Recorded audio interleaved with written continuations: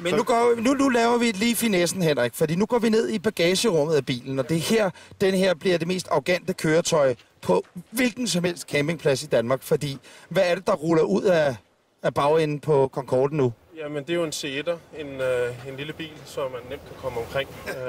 Den er jo lidt stor at flytte rundt på, så derfor så har vi en... Nej, stop den! Snoren knækket! Nej, det er direkte fjernsyn! Ja, undskyld, jeg står og griner, men vi står altså inde i Tivoli, og snoren knækket, og er det OK?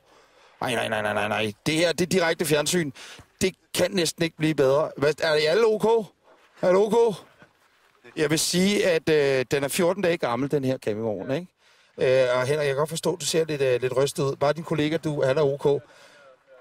Er du OK?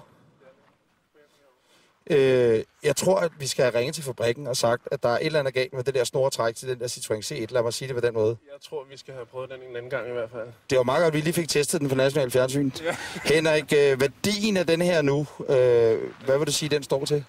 Jamen, nu er den jo lige faldet lidt i værdi. Den er faldet med 100.000. Men den er faldet med 100.000, ja. Men den er 3,5 millioner. Prøv at, jeg ved godt, og vi kigger lige over kollegaen, han er OK, det kan jeg se, han er.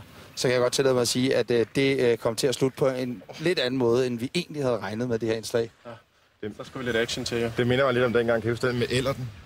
Ja, lige præcis. Eller den her K-let inde i forum, da den skulle præsenteres. Ja, vi skal over og kigge til kollegaen. Til ham herovre. Tusind tak, fordi I kom på vores hjemmeside.